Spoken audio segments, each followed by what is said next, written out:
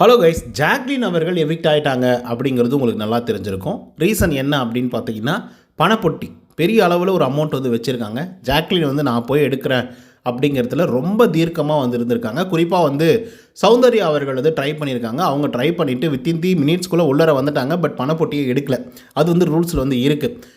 அதே மாதிரி பவித்ரா அவர்களுக்கு காலையிலே ஜாக்லின் அவர்கள் ஒரு சான்ஸ் வந்து கொடுத்துட்டாங்க. 2 லட்ச ரூபாய் பவித்ரா அவர்கள் வந்து எடுத்துகிட்டு உள்ளர வந்துட்டாங்க. அது கூட திக் மூமெண்ட் தான். கடைசி நிமிடத்தில் உள்ளர வந்தாங்க, கடைசி நிமிடத்தில். ஸோ அப்படி ஒரு சுச்சுவேஷன் வந்து பார்த்திங்கன்னா பவித்ராவுக்கும் க்ரியேட் பண்ணி கொடுத்துட்டாங்க ஜாக்லின். அப்படி கொடுத்ததுக்கப்புறம் வந்து ஜாக்லின் பயங்கரமாக அழுக ஆரம்பிக்கிறாங்க. எனக்கு ஒரு சான்ஸ் வந்து கிடைக்க மாட்டேங்குது. அவளுக்கு என்ன ரீசன்ஸ் இருக்கோ அதே ரீசன்ஸ் தான் எனக்கும் வந்து இருக்குது. நான் கேட்டாலே அவங்க கொடுக்க மாட்டேங்கிறாங்க, என்னால் டிஃபெண்ட் பண்ண முடியல, அதனால் நான் விட்டு கொடுத்துட்டேன் அப்படின்னு சொல்லி பவித்ரா போகிறதுக்கு முன்னாடி இவங்க அழுதுட்டு இருக்காங்க.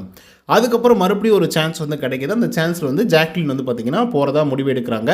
எனக்கு தெரிஞ்சது 5 லட்சமா 8 லட்சமானு எனக்கு வந்து தெரியல. பட் அமௌண்ட் வந்து பெருசு தான், பெரிய அமௌண்ட்டு. ஸோ எப்படியாச்சும் வந்து எடுத்துகிட்டு வந்துடலாம் அப்படிங்கிறத அவங்க யோசிக்கிறாங்க. ஏன்னா அவங்களுக்கு வந்து நிறைய கடன் பிரச்சனை இருக்குது, இஎம்ஐ பிரச்சனை இருக்குது அப்படின்றதெல்லாம் அவங்களுக்கு தெரியும். ஏன்னா அவங்களே வந்து வாயால் சொல்லியிருக்காங்க. இப்போ என்னென்னா, ஜாக்லின் போகிறதா முடிவு எடுத்துட்டாங்க. கரெக்டாக வந்து டோர் கிட்ட போய் நின்றுட்டாங்க. பஸ்ஸர் வந்து அடிக்குது. பஸ்ஸர் அடிக்கிற உடனே வந்து பார்த்திங்கன்னா ஜாக்லின் வேகமாக ஓட ஆரம்பிக்கிறாங்க. ஓடி போய் பணப்பொட்டியும் வந்து எடுக்கிறாங்க. எடுத்துகிட்டு உள்ளர வர முடியல. மேபி இடையில் வந்து தடிக்கிருக்கலாம், விழுந்திருக்கலாம், இல்லை ஓட முடியாமல் போயிருந்துருக்கலாம், மூச்சு நிறைய வாங்கியிருக்கலாம்.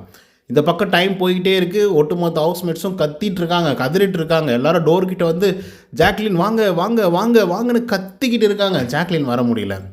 கரெக்டாக டோர் வந்து க்ளோஸ் ஆகுது. ஜாக்லின் வந்து வெளியவே வந்து நிற்கிறாங்க. இப்போ யோசிச்சு பாருங்கள் அந்த சுச்சுவேஷனை. எல்லாரும் அந்த பக்கம், அந்த கதவுக்கு அந்த பக்கம் இருந்து எல்லாருமே வந்து கதறாங்க, ஜாக்லின் ஜாக்லின் ஜாக்லின் ஜாக்லின் அப்படின்னு சொல்லி. இந்த பக்கம் ஜாக்லின் அழுகுறாங்க, பயங்கரமாக கதறி அழுகுறாங்க. தப்பான ஒரு முடிவு எடுத்துட்டோமோ, ஆசைப்பட்டுட்டோமோ அப்படின்னு சொல்லி கதறி அழுகுறாங்க. டோர்கிட்ட நின்று அப்படியே பேச ட்ரை பண்ணுறாங்க ஹவுஸ்மேட்ஸ் கிட்ட. அவ்வளோ ஒரு ஹார்ட் ஹிட்டிங் மூமெண்ட் அப்படின்னு தான் வந்து சொல்லணும்.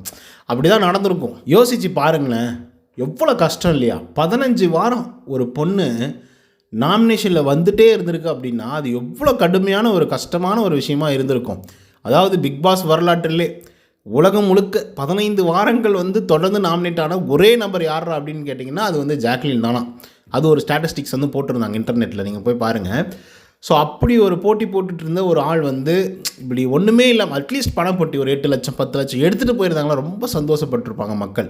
இப்போ எதுவுமே இல்லாமல் சம்பளம் மட்டும்தான் அவங்களுக்கு அப்படின்ற போது அவங்களாலே அதை ஏற்றுக்கவே முடியாது. ஆக்சுவலாக சொல்ல போனால் அவங்களால ஏற்றுக்கவே முடியாது. அட்லீஸ்ட் அதை ஃபைனல் ஸ்டேஜ்லேயாவது நின்றுட்டு இருந்தாங்கன்னா கூட அது ரொம்ப பெருமையாக இருந்திருக்கும் அவங்களுக்கு. ஸோ இது எவ்வளோ பெரிய விஷயம் தெரியுமா? ஜாக்லின்லாம் உடஞ்சிட்டு இருக்காங்க. ஸோ இதை பற்றின உங்களோட கருத்துக்கள் என்ன அப்படிங்கிறத கமெண்ட்ஸில் சொல்லுங்கள். இந்த வீடியோ பிடிச்சிருந்தா லைக் அண்ட் சப்ஸ்கிரைப் பண்ண மறந்துடாதீங்க. இன்னொரு தகவலுடன் சந்திக்கிறேன். Until then bye from Uday. நன்றி, வணக்கம்.